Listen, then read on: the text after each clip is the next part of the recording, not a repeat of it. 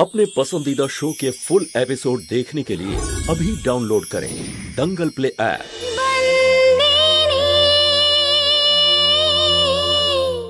আরে ভাই, সমাজের কাজ হলো একজনের সঙ্গে আরেকজনের সম্পর্ক তৈরি করবার, তাদের সংসার করতে সাহায্য করা। শুধু শুধু কিছু বাজে কথা বলে কারোর তৈরি করা সংসার ভেঙে দেবার জন্য নয়। আমি শুধু এইটুকুই বলতে চাইবো যে মালিক আমাদের সঙ্গে এতদিন পর্যন্ত সবসময় ন্যায়ই করেছেন, আর আজ যদি উনি ভুল সিদ্ধান্ত নেন তাহলে এই আসন তার মর্যাদা হারাবে, এই আসন অভিশপ্ত হয়ে যাবে। তারপরে এই আসন থেকে আর কখনো কোনো ন্যায় বিচার পাওয়া যাবে না, কোনো ন্যায় হবে না। আমি এটা বলছি না সন্তু যে তুই যে সিদ্ধান্ত নিয়েছিস সেটা ভুল। নিজের দিদির সুখ বলিদান দেবার আগে তুই চিন্তা করিসনি।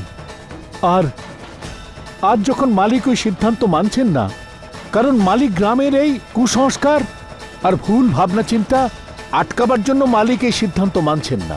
আমরা তো অত্যন্ত ভাগ্যবান যে আমাদের মালিক আর মালকিন গ্রামের ভালোর জন্য কোনো ব্যক্তিগত সম্পর্ক আসতে দেন না। এরপরে পঞ্চায়েত যা সিদ্ধান্ত নেবে।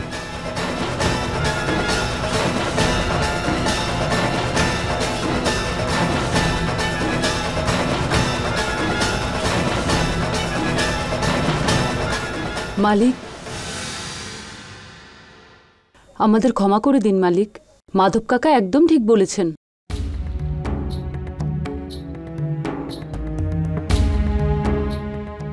সমাজ সম্পর্ক তৈরি করে, ভাঙে না। মালিক, আজ অবধি আপনি ধর্মপুরের নামে আপনার অনেক সম্পর্কের ত্যাগ করেছেন, কিন্তু আজ আমরা সবাই শুধু একটা নামের সম্পর্কের জন্য আপনাকে ত্যাগ করতে পারি না মালিক। আর মালকিন, আপনিও এটা প্রমাণ করে দিয়েছে যে আপনিও এই পরিবারের একজন অভিন্ন অংশ। আমাদের ক্ষমা করে দিন মালিক, আমাদের ক্ষমা করে দিন মালিক, আমাদের ক্ষমা করে দিন মালিক, মালিক ক্ষমা করে দিন মালিক, মালিক ক্ষমা বুঝতে পারিনি, ভুল হয়ে গেছে, ক্ষমা করে দিন। আমরা বুঝতে পারিনি মালিক, ক্ষমা করে দিন মালিক, ক্ষমা করে দিন মালিক, আর ভুল হবে না, ক্ষমা করে দিন মালিক, আমরা বুঝতে পারিনি, ক্ষমা করে দিন মালিক, ক্ষমা করে দিন, ভুল হয়ে গেছে, ক্ষমা করে দিন, আমরা বুঝতে পারিনি মালিক, ক্ষমা করে দিন মালিক, ক্ষমা করে দিন, আমরা বুঝতে পারিনি, আর ভুল হবে না, ক্ষমা করে দিন, ক্ষমা করে দিন মালিক।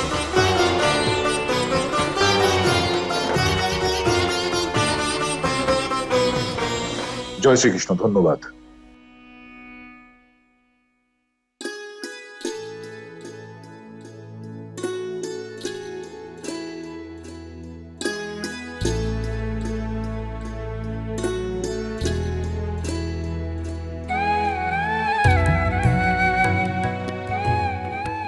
আরে ঠিক আছে ঠিক আছে, বেঁচে থাকো তোমরা, বেঁচে থাকো। এই সময় তুই ঝুঁকিস না এতটা, ডাক্তার একটু সামনে সামনে থাকতে বলেছে না? হ্যাঁ,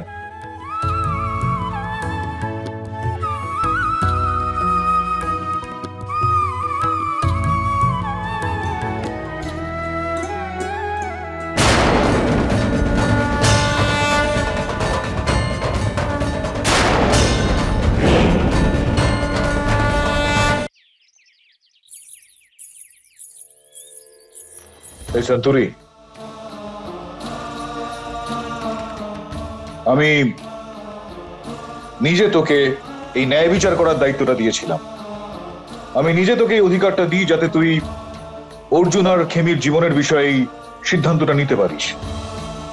তা সত্ত্বেও আমি আজ নিজে তোর এই গোটা সিদ্ধান্তটার বিরোধিতা করলাম, তাও আজ এই গোটা গ্রামের সামনে। তুই হয়তো ভাবছিস যে আমি যাবতীয় বিষয়গুলো কেন করলাম। আসলে আমি এই কাজগুলো করেছি, তার মধ্যে আমার কোনো রকম স্বার্থ ছিল না। কিন্তু তোর সিদ্ধান্ত অনুযায়ী যদি খেমি এই বাড়ি ছেড়ে চলে যেত, তাহলে ওর গর্ভে বেড়ে ওঠা আমার নাতি বা নাতনির সঙ্গে চলে যেত, তাই না? আর কোন রকম অপরাধ না করেই একজন সদ্যজাত শিশুকে খেমির সঙ্গে সঙ্গে শাস্তি ভোগ করতে হতো। এবার তুই একটু ভাবনা চিন্তা করে দেখ, এই সিদ্ধান্তটা খুব একটা ঠিক হতো না। বুঝতে পারলি কারণটা? যখন আমি খেমিদিকে এই শাস্তি দিয়েছিলাম যে ও বাড়ি ছেড়ে চলে যাক, তখন আমার থেকে বেশি কষ্ট আর কারোর হয়নি। আর আপনার এই সিদ্ধান্তের ওপর আমার কোনো অভিযোগ নেই, কারণ এই সিদ্ধান্তে আমার দুঃখ আর অপরাধ দুটোই কম হয়ে গেল। সারা জীবন নিজের দিদির থেকে দূরে থাকার দুঃখ থেকে আপনি আমায় বাঁচিয়ে দিলেন মালিক। আপনার নেওয়া এই সিদ্ধান্তে সব থেকে বেশি খুশি আমি হয়েছি।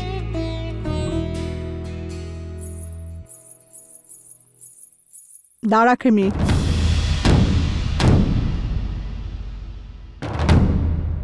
তুই এভাবে বাড়ির মধ্যে প্রবেশ করতে পারিস না।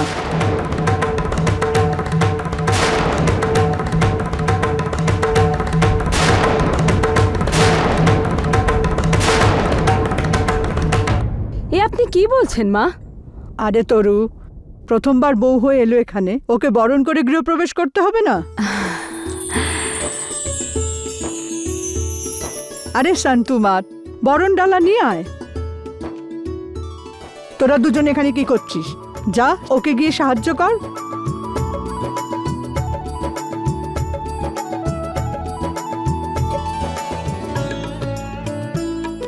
মা, আরতের থালা। হ্যাঁ, তো বরণ কর, এটা তোর অধিকার, তুই ওর শাশুড়ি।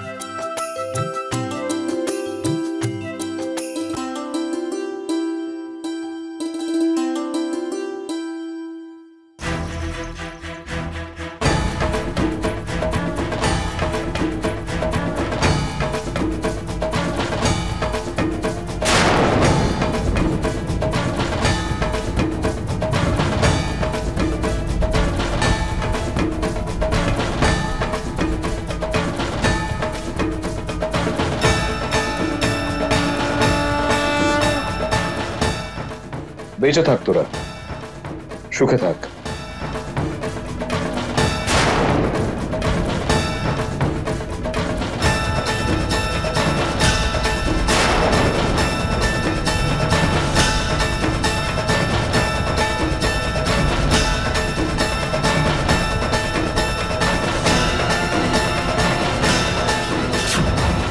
জামাইবাবু আর দিদিকে নিজেদের মধ্যে স্বামী স্ত্রীর সম্পর্ক ভাঙতে হবে।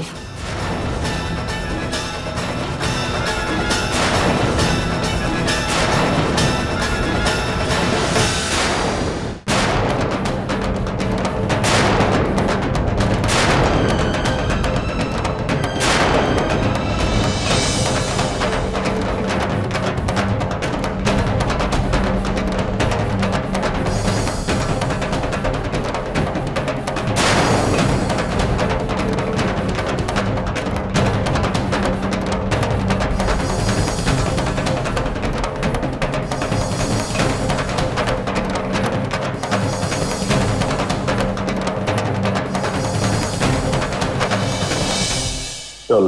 মা, মা, মা। আরে চেঁচাচ্ছিস কেন? কি হয়েছে? ওই মনে হয় হিতেন দাদা বাড়ি ছেড়ে চলে গেছেন।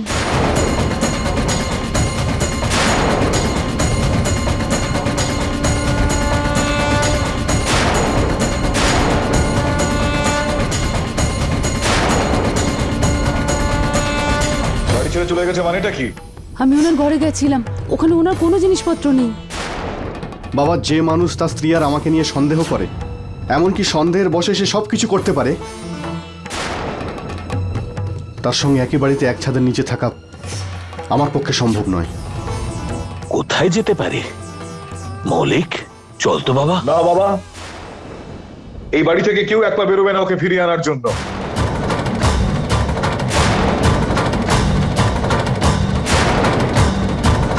ও নিজেই ফিরে আসবে, দেখে নিও।